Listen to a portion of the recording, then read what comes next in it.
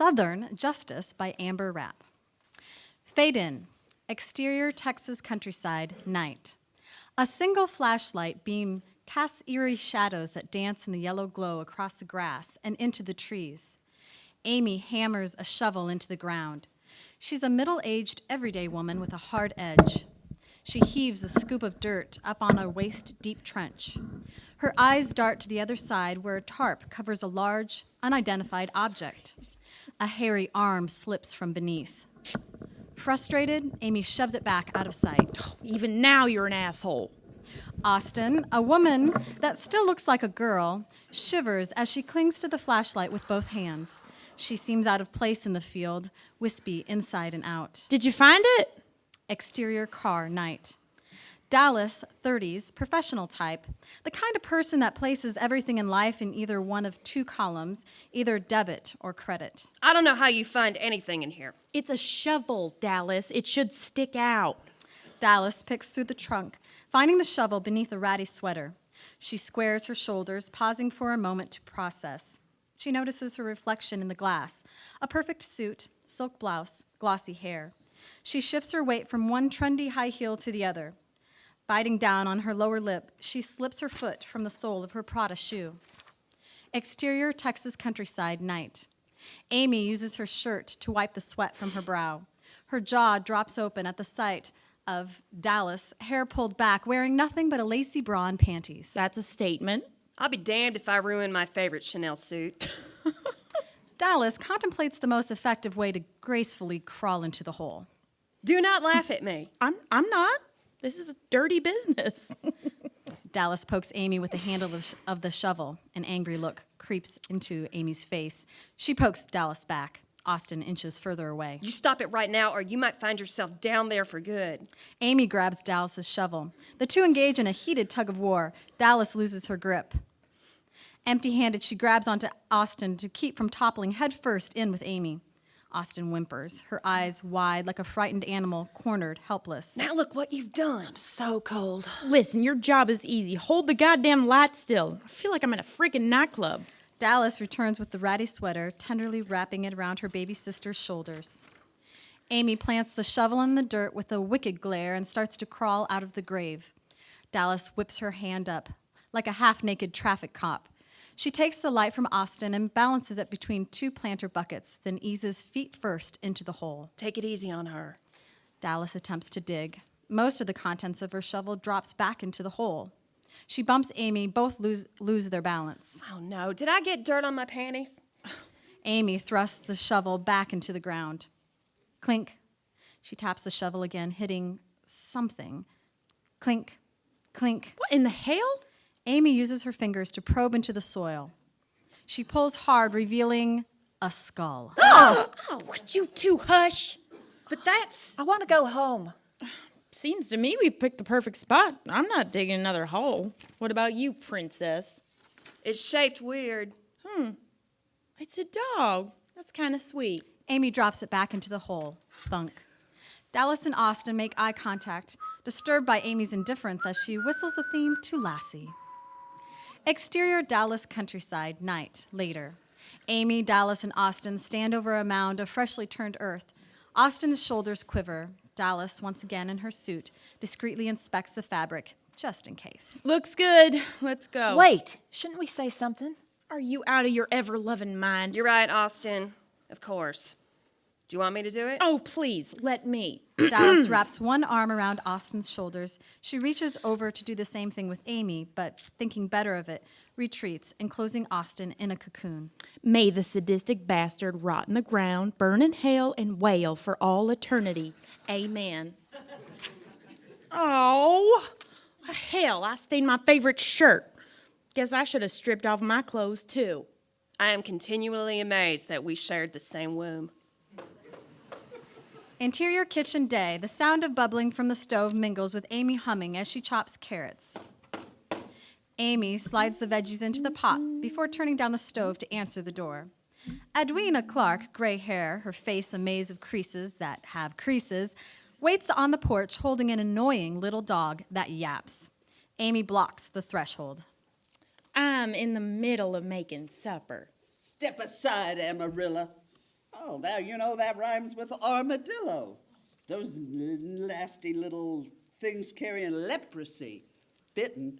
Edwina uses her cane to flick the door open. She pats the dog and, without permission, sets the animal loose. The dog continues to yap, running in circles. What brings you to grace our presence, Edwina? It's Mrs. Clark. My Ed didn't come home. Hasn't been home for 3 days. I know he was with your sister. Never thought she was good enough for my boy.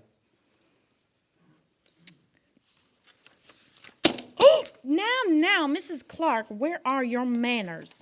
I see where Ed gets his trigger temper. I'd better get some answers, or I'm calling the sheriff.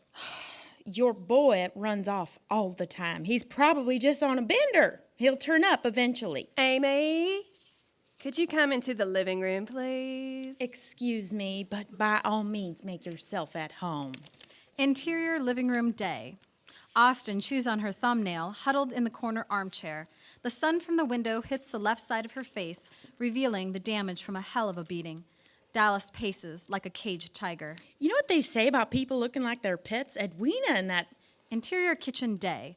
Edwina looks to the living room. She works her body upright and pokes around. She opens the fridge, taking a mason jar of pickles, smells the contents. She peeks inside the cupboards. The voices in the other room rise and fall. Edwina grabs a glass from the drying rack. The cupboards squeak open and close as she searches. Interior living room continuous. Austin pulls on a thread in the afghan. The thread unravels. She continues until there's a long piece of yarn that she winds around her index finger. What's wrong with you? We are freaking out in here while you play verbal ping pong with the enemy. First of all, relax. Edwina was bound to show up. The two of you just need to trust me. Thunk. The silence split open with the dogs yapping. Interior kitchen day. Edwina Clark lies on the linoleum. An unlabeled liquor bottle sits on the table. The glass on the floor inches from her body. The cupboard beneath the sink ajar. Oh, dear God. Damn, that stuff could be marketed as an all-purpose nuisance remover. Sort of like those magic erasers. Maybe she just fainted. Austin, look at the table. I didn't expect that she'd help herself to a cocktail. I cannot believe you kept that stuff. What were you thinking? It was under the sink with the Drano. Who goes looking for booze under the sink? She must have been snooping. Serves her right. Her lower teeth fall out. Ew. Now, it's just like you to be irresponsible. Me? I'm irresponsible. Amy heads over to the pantry and begins to unroll trash bags from a box. Unbelievable. Good thing Sam's Club sells these suckers in bulk.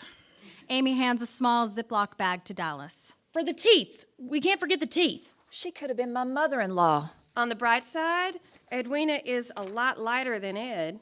She's also the only person on the planet that would come looking for the bastard. Is it terrible that I'm relieved? Where did Precious go? Interior living room day. Oh.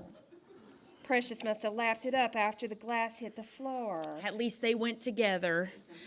And that yapping was getting on my ever-loving nerves. Ouch! Interior kitchen night.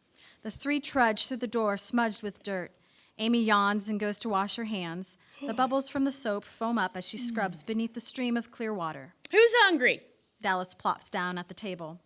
Austin uses a yellow rubber glove to scoop up the glass on the floor and drops it into the trash can. At the sink, Amy dries her hands, suppressing another yawn with her elbow. Her eyes lock onto the view of the window. Oh, I might have been wrong earlier today that nobody else was looking for Ed or that troll that gave birth to him. Dallas and Austin lunge in unison to the back door. Oh, damn it, we're all gonna get the needle. I hear the new sheriff is a pit bull. Sheriff Butler finally retired? Yep. Believe it or not, the new sheriff grew up here, and get this. His name is Justice. Oh, you're shitting me, Sheriff Justice. Wayne Justice? That's right. Amy peels off her sweat-stained shirt and tosses it into the trash, her pink tank top beneath, feminine and girly. Let me guess, Wayne was an admirer of yours once upon a time. I think I'll freshen up. Maybe put on a dress. You do that. This might just be our lucky day. Amy retrieves the liquor bottle from beneath the sink and With the up and down pour of a seasoned bartender, empties the contents down the drain and takes a 3-point shot. Thunk. The bottle lands in the trash can. We wouldn't want any more mishaps. I'm out of trash bags. Are we going to hell? Not yet. Fade to black. Bleep, bleep, bleep, bleep. Interior Sam's Club day. Checkout girl, young and pretty, wearing too much eyeshadow, scans huge boxes of trash bags. The girls look up with a question in her eyes to Amy, standing at the card machine, elbow propped up, studying her dirty fingernails. She notices the girls stare. You just never know.